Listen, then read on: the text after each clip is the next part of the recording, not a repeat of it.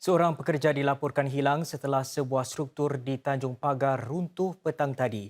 Menurut Pasukan Pertahanan Awam Singapura (SCDF), struktur yang runtuh itu adalah sebahagian Fuji Xerox Towers yang sedang menjalani kerja-kerja meroboh.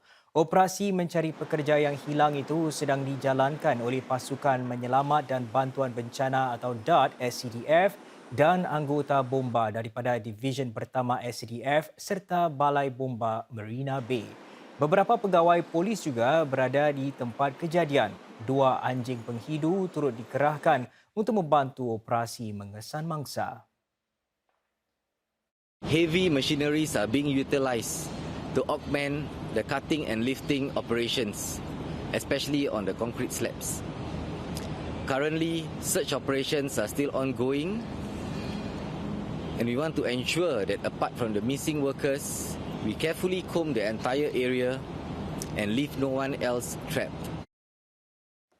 Kementerian Tenaga Manusia menyatakan pasaran buruh terus menunjukkan tanda-tanda peningkatan pada suku pertama tahun ini.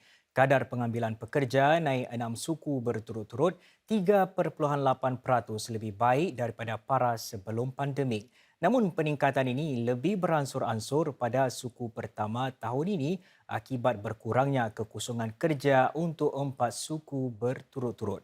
Jumlah pemberhentian pekerja terus meningkat pada suku pertama namun tetap di bawah jumlah kemuncak pada tahun 2020. Ini sebahagian besarnya dipacu oleh sektor penghilangan elektronik serta khidmat kewangan, maklumat dan perhubungan. 7 daripada 10 daripada mereka yang diberhentikan mendapat pekerjaan baru dalam tempoh 6 bulan. Sektor niaga perlu fikir ulang strategi sumber manusia atau HR lebih-lebih lagi memandangkan tempat kerja terganggu dengan kemunculan teknologi seperti kecerdasan buatan atau AI. Mengambil serta mengekalkan pekerja berbakat akan menjadi semakin mencabar. Oleh itu, para pegawai sumber manusia atau HR tidak boleh lagi sekadar memberikan sokongan, kata Menteri Negara Kanan Tenaga Manusia.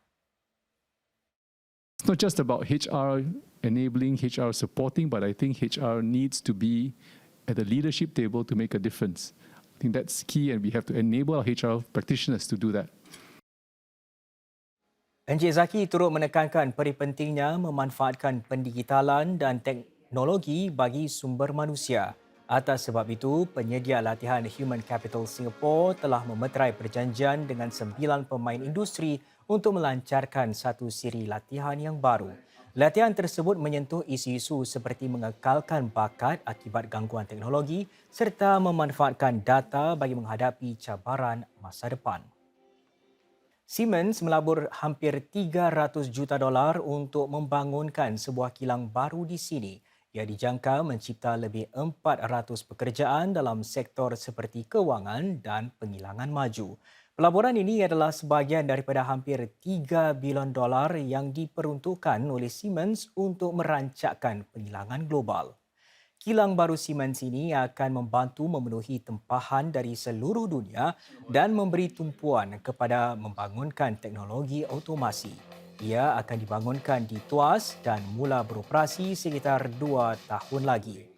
Menurut syarikat itu lagi, kemudahan itu akan menepati permintaan yang berkembang dari pasaran-pasaran di Asia Tenggara.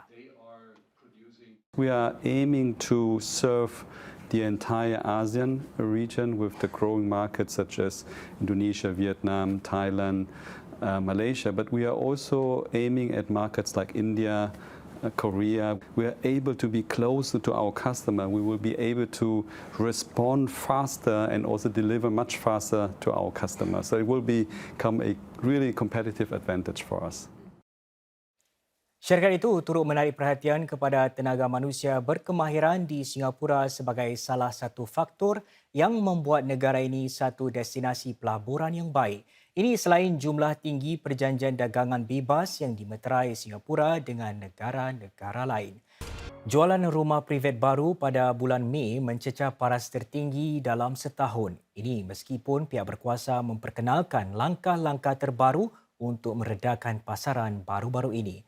Para pembeli rumah mendapatkan 1,038 rumah baru bulan lepas, satu peningkatan 17% berbanding April.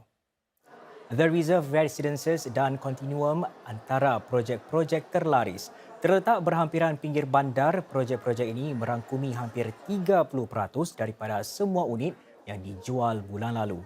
Secara keseluruhannya, sebahagian besar pembelian dibuat oleh rakyat Singapura dan penduduk tetap, manakala pembelian oleh para pembeli asing jatuh hampir separuh kepada 36 unit. Ini menyusuli langkah terkini untuk meredakan pasaran. Langkah tersebut mengenakan peningkatan 2 kali ganda cukai stem pembeli tambahan untuk para pembeli asing. Untuk bulan ini, para pemerhati pasaran menjangkakan jualan rumah baru akan merudum akibat kekurangan pelancaran projek sepanjang tempoh cuti bulan Jun. Reka bentuk pek cenderahati Perbarisan Hari Kebangsaan NDP tahun ini hasil karya sekumpulan mereka yang kurang upaya, termasuk mereka yang cacat penglihatan dan kurang pendengaran. Menurut Jawatankuasa Eksekutif NDP, ia mencerminkan kerjasama pelbagai kumpulan rakyat Singapura.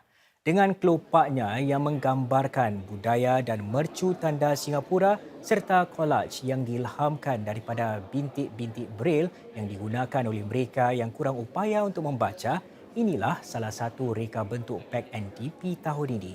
Pasukan artis menyertakannya kerana salah seorang ahli pasukan mereka cacat penglihatan. Bukan kali pertama mereka yang kurang upaya menyumbang tenaga. Usaha ini mencerminkan tema NDP tahun ini iaitu Maju Bersatu yang menekankan inklusiviti dan perpaduan dalam kalangan rakyat Singapura.